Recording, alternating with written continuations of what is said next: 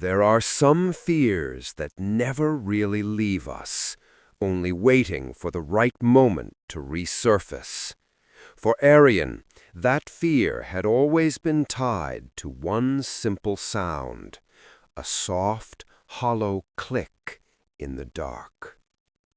Even after 18 long years, the memory hadn't faded. It had only buried itself deeper, like a shadow beneath the skin. He had told himself it was just childhood imagination, a silly fear of the dark corners and half-open wardrobes. But deep down, Aryan knew better. Some memories don't stay buried. They linger, patient, waiting for when you least expect them.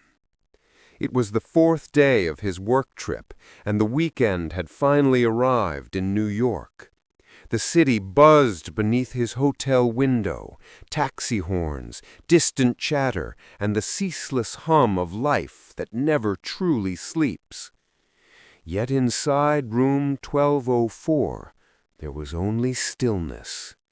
Aryan lay sprawled on his bed, exhausted from endless meetings and sleepless nights, staring blankly at the ceiling. He had promised himself that this weekend would be one of rest, a pause from everything.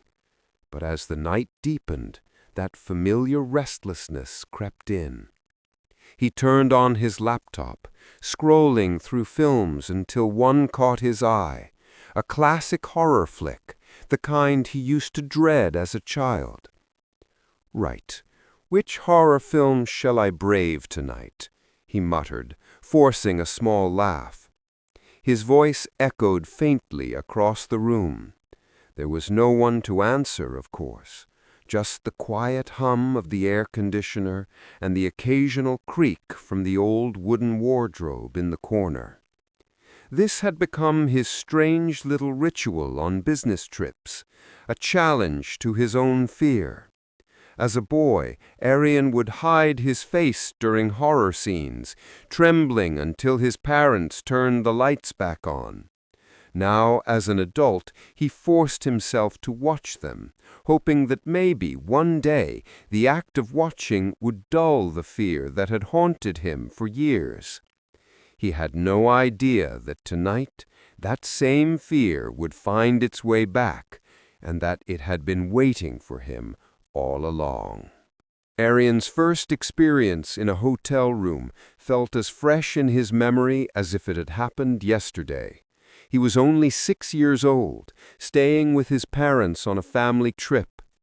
In the dead of night, he had heard it for the first time. The distinct sound of a wardrobe door creaking open. He had cried himself to sleep that night. His mother had soothed him, saying, "It's just your mind playing tricks, darling. You're tired." But the sound had lodged itself deep in his heart and mind. Now, at 24, Aryan stood in another hotel room, facing that same childhood fear.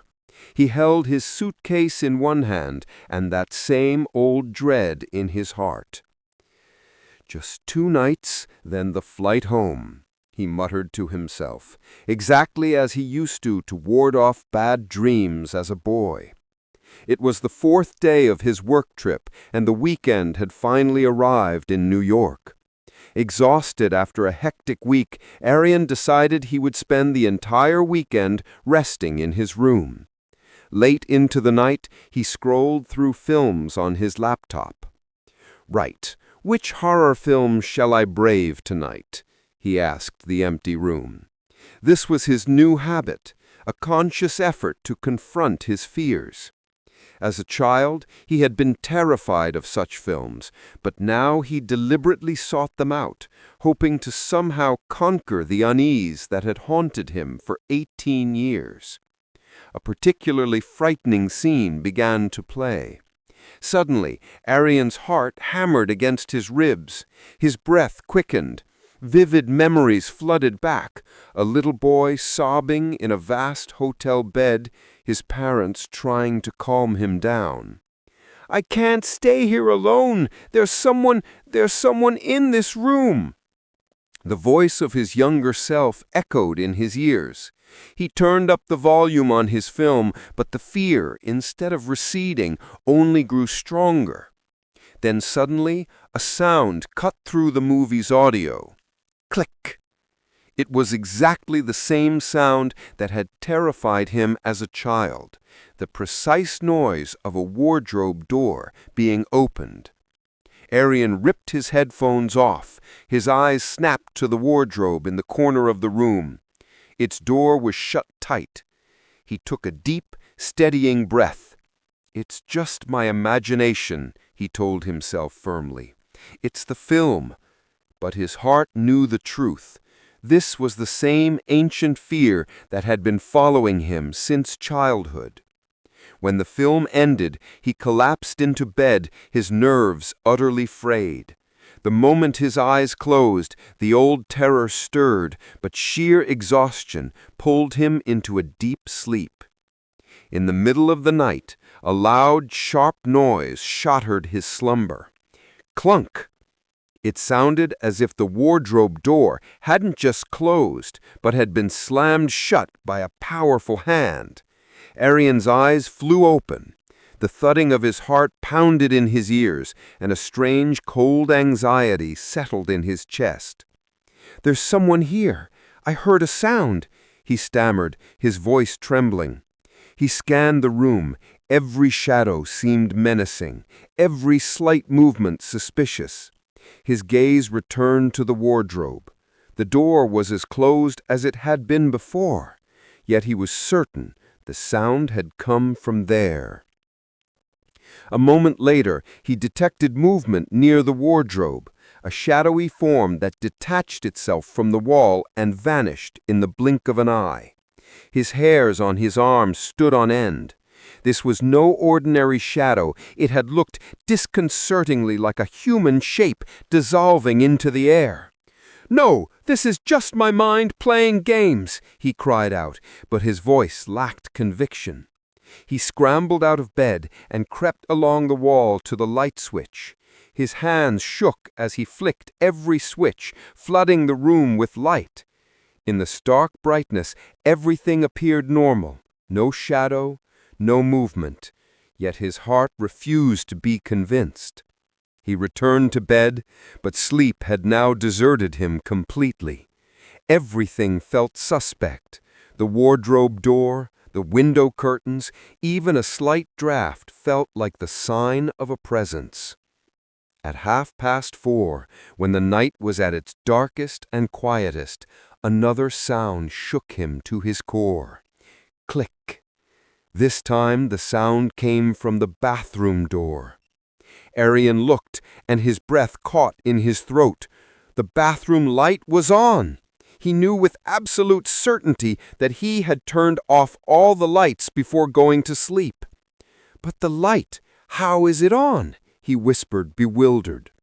A mixture of panic and disbelief dragged him from his bed and towards the bathroom. The door was closed.